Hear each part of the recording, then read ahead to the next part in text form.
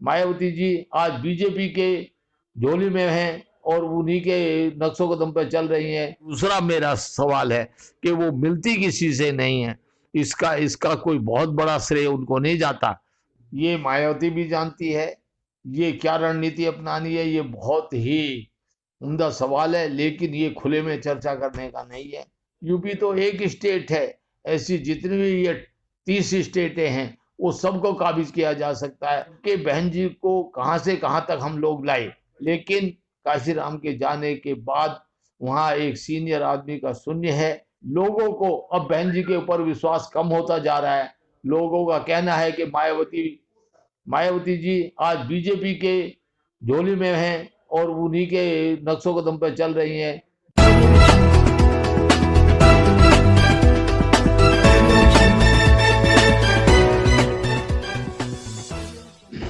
दोस्तों नमस्कार, मैं विकास, आप देख रहे हैं जस्टिस टीवी इंडिया और इस समय मौजूद हैं जय भगवान जाटव जी। सबसे आप कह सकते हैं सीनियर बहुजन लीडर इस समय मौजूद है मेरे साथ, और आज बात करेंगे जिस तरीके से भीम राजभर जी की जो नियुक्ति हुई है, उत्तर प्रदेश का उन्हें प्रदेश अध्यक्ष बनाया गया है, तो आज इसी पे चर्चा होगी और जानने की कोशिश करेंगे कि क्या भीम राजभर की नियुक्ति बीएसपी को ऊपर के पायदान पर ला पाएगी। जानने की कोशिश करते हैं। सभी बुद्धिजीवियों को मेरा जय भीम नमोबुद्धाय। मैं आज बहुजन समाज पार्टी ने जो हमारे माननीय भीम राजभर जी हैं उनको उत्तर प्रदेश का बसपा का अध्यक्ष नियुक्त किया है। मैं इसके लिए बहन जी को धन्यवाद देता हूं और मैं धन्यवाद के साथ साथ बहन जी से ये निवेदन भी करता हूं कि बहन जी राजभर जी को पार्टी की पूरी रूपरेखा, कार्यक्रम और गरीबों के हित के कार्यक्रम के बारे में भी पूरी जानकारी दें, जिससे कि यूपी में बसपा की लड़ाई को तेज किया जा सके। अभी सभी लोग जानते हैं कि पूरे देश में दलितों की जो बुरी हालत हो गई है वह इतनी भयानक है कि जिसको देखना बड़ा मुश्किल हो रहा है। अभी जगह जगह पर जुल्म अत्याचार इस हद तक बढ़ गए हैं कि हम लोग उनको रोक पाने में असमर्थ महसूस करते हैं। लेकिन बाबा साहब ने एक बात कही थी, मैं उसका डिटो समर्थन करता हूं और समाज के लिए कहना चाहता हूं कि अत्याचार केवल उन्हीं आदमियों के ऊपर होता है जो अत्याचार सहते हैं। जो समाज अत्याचार सहने का आदी हो जाए, अत्याचार उसी पे होगा। जो समाज रिवोल्ट करेगा और उसका जवाब देगा और उन्हीं शब्दों में जवाब देगा जिन शब्दों में कि उसके ऊपर अत्याचार हुआ, तो वो अत्याचार बंद हो सकता है। इसके अलावा सरकार के पास कोई रास्ता है ना कोई किसी के पास रास्ता है तो हमारे ही पास उसका रास्ता है। यदि जिस दिन भी हम लोग उनका टिट फॉर टैट उसी तरह जवाब देना शुरू करेंगे, अत्याचार अपने आप रुक जाएगा। एक सवाल उठता है, जिस तरीके से अभी देखा जाए तो बीएसपी ने कई बार मुख्यमंत्री बनाया है, लेकिन आज वो हालत बीएसपी की नहीं है। क्या रणनीति अपनानी चाहिए पार्टी सुप्रीमो को, या किन गाइडलाइनों का उन्हें फॉलो करना चाहिए, या किस रणनीति के दायरे में काम करना चाहिए जिससे कि सत्ता वापस हासिल की जा सके? देखिए, ये मायावती भी जानती है ये क्या रणनीति अपनानी है, ये बहुत ही उम्दा सवाल है, लेकिन ये खुले में चर्चा करने का नहीं है। मेरे पास एक नहीं अनेक ऐसे मुद्दे हैं जिनके ऊपर हम, यूपी तो कुछ भी नहीं है, यूपी तो एक स्टेट है, ऐसी जितनी भी ये 30 स्टेटें हैं वो सबको काबिज किया जा सकता है। आज वैक्यूम है राजनीतिक दलों में कि कोई दल देश में हो, लेकिन मैंने बहन जी को कई बार चिट्ठी लिखी, जबकि बहन जी को कहां से कहां तक हम लोग लाए। मैं काशीराम जी को कहां से शुरू कराया और कहां से कहां तक लेकर के आया, मैंने किस तरह से उनकी मदद की और उनको ट्रेनिंग दी और उनको तैयार करके मैंने लगाया। मायावती जी को भी उनसे मिलवाया, बात कराई, बैठे, सारा कार्यक्रम मैंने चलवाया। लेकिन काशीराम के जाने के बाद वहां एक सीनियर आदमी का शून्य है और जिस वजह से मायावती कई फैसले लेती है, लेकिन वो फैसले कई बार ऐसे भी हो सकते हैं जो तर्कसंगत ना हो। बहन जी को चाहिए कि कोई एक ऐसा ग्रुप या एक थिंक टैंक या 10-15 आदमियों का एक बॉडी ऐसी बननी चाहिए जो उनको समय समय पर सलाह देती है, क्योंकि जरूरी नहीं है कि मायावती ही सारी दुनिया की समस्याएं जानती हो, मायावती ही सारी बात का अच्छा बुरा असर, क्योंकि बीच में कई बार कई कदम ऐसे लिए गए हैं जिनका कि असर बहुत बुरा पड़ा है। समाज में जो बढ़त मिलनी थी, जो समाज में उत्साह आया था, वो उत्साह एकदम ठंडा हुआ। ठंडा होकर के जो पार्टी की छवि थी वो धूमिल हुई, लोगों के मन में विचार आया। अभी भी बहन जी कई बार वो तो कह देती है ना मेरा मकसद तो कहने का कुछ और था, लेकिन मकसद तो बाद में बोलती है कि मकसद कुछ और था, तब तक तो बात कहीं की कहीं चल जाती है।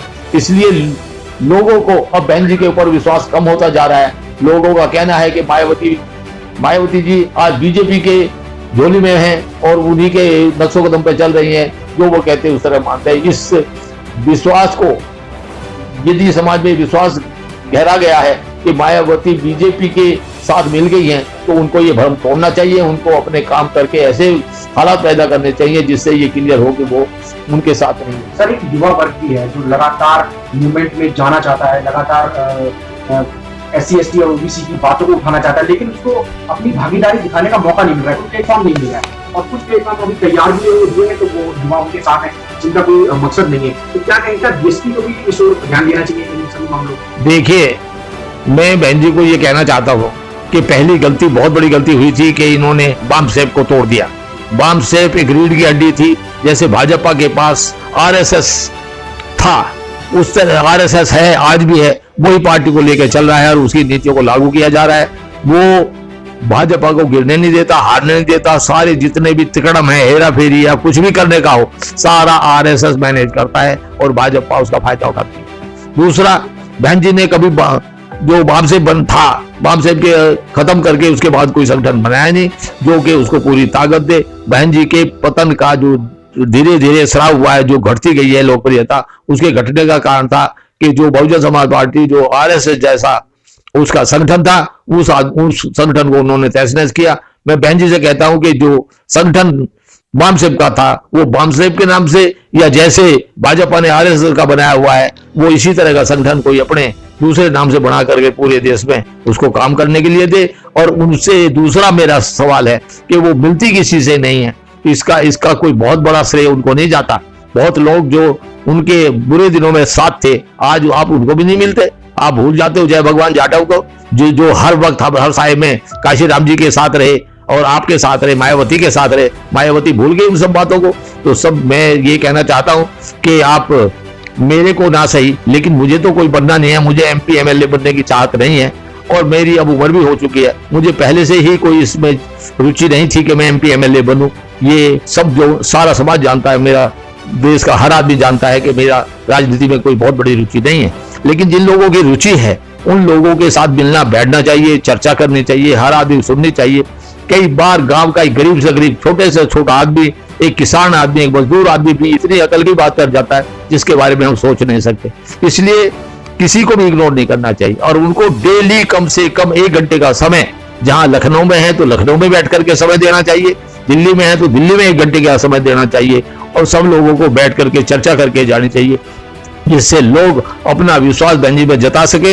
ये नहीं है कि आप अपने बंद कमरे में होकर के जो तुम्हारे बीच के जो आदमी है, जिनको तुमने प्रभारी बना रखा, उन्हीं की बातें सुने। कोई जरूरी है कि वे आदमी बिल्कुल ठीक हो या वे आदमी ही सारी बातें जो करते हो आपके सामने ये सारी बातों, उन लोगों ने तो आगे आपकी चमचगिरी करनी है। उन्होंने तो बड़ी बड़ी ऊंची ऊंची बातें आपको सुना देनी है, आप गदगद हो जाती है। लेकिन जो बात असली है वो आदमी जनता से सुनने को मिलती है। मैंने कभी इंदिरा जी के जमाने में इंदिरा जी को भी डांट करके मैंने कितनों बार कहा, राजीव जी को भी मैंने माइक छीने हाथ से और मैंने खूब डांट के कहा। सब लोग जानते हैं मैंने किसके साथ नहीं, मैं अभी VP सिंह जी के साथ 18 साल से रहा। VP सिंह जी ने कभी मुझे तू नहीं कहा, जितनी भी मैंने सलाह दी, जब भी मैं बोलता रहा, उन्होंने मेरे को बाकायदा तवज्जो दी। और यहाँ तक कि गुजराल साहब को प्रधानमंत्री बनाने वाली बात आई थी तो मैंने सलाह दी थी कि कोई नहीं है जो आपकी सैया, जब आपकी एक तरह से कह सकते हो कि अर्थी अमेरिका के लिए जा रही थी आपके इलाज के लिए, तो गुजराल साहब ही एक आदमी थे जो आपके आंखों भर के रो रहे थे आपके। उसको बात मान करके, मेरी बात को मान कर गुजराल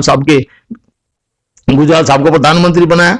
इस पर मेरे से रामविलास नाराज हुए। उन्होंने कहा कि आप मेरा भी तो नाम ले सकते थे, जबकि मैं रामविलास का चाहता तो उस दिन प्रधानमंत्री के लिए नाम रिकमेंड करता तो उनका 100% वो प्रधानमंत्री बनते।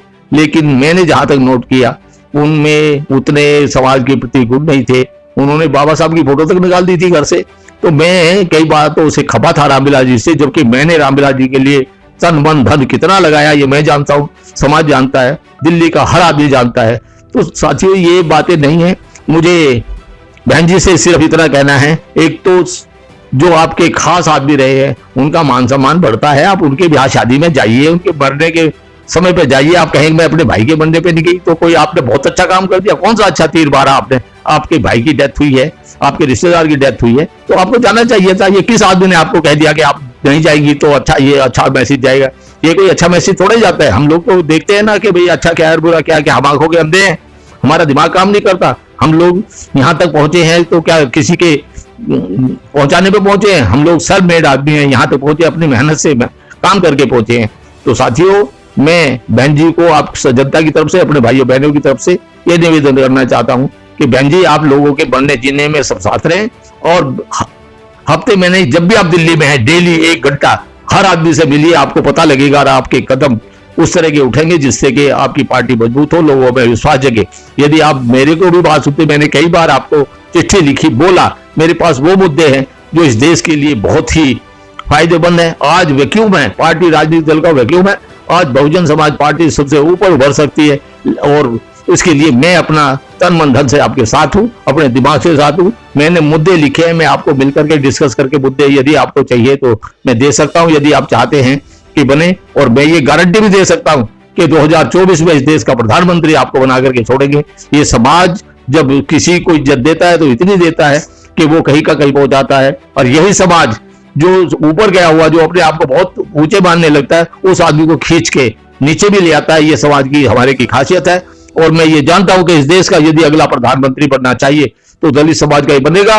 और ये भी मुझे मालूम है कि यदि जितनी जागृति, जितनी सोच, जितना दिमाग, जितना गुण इस दलित समाज के अंदर है, इतना किसी भी समाज में नहीं है। जो अपने आप को बहुत बड़े ब्राह्मण कहते हैं, जो अपने आप को बहुत बड़े ठाकुर कहते हैं, वे मारने में तेज हो सकते हैं।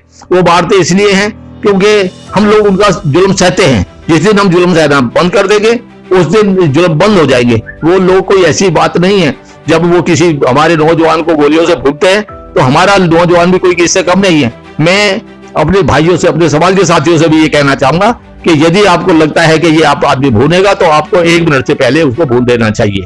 क्योंकि जब तक आप लोग टिट फॉर टैट नहीं होंगे, अपनी आत्मरक्षा के लिए आप अपना तैयार नहीं होंगे, तब तक कुछ होने वाला नहीं है। आज की तारीख में हमारे समाज के घर में एक कुत्ता घुस आए, एक बच्चिया गाय घुस आए, हम लोग एक डंडा तक नहीं है, हम उसको घर से बाहर नहीं निकाल सकते। इससे बड़ी गलत बात क्या होगी? समाज के लोगों को चाहिए कि अपने घर में पूरी ताकत के साथ, पूरे मजबूती के साथ अपने घर पर तैयार रहना चाहिए। मैं अपने लोगों से निवेदन करूंगा कि ये हालात बिगड़ते जा रहे हैं। इस सरकार में सिर्फ ये लोग इकट्ठे हो गए हैं, और ये सरकार दलितों को विरोध में काम कर रही है। ये सबको मालूम है। हम लोगों को मुसलमानों के साथ भी मिलकर के एकता बढ़ानी चाहिए, और मुसलमान लोग चाहते हैं कि हम लोग उनके साथ मिले।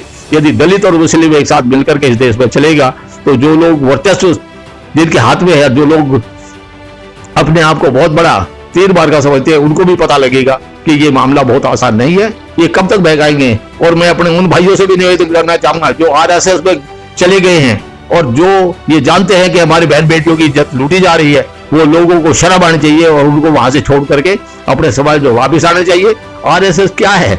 आरएसएस में सिर्फ दलित और पिछड़ी जाति के लोग हैं ना।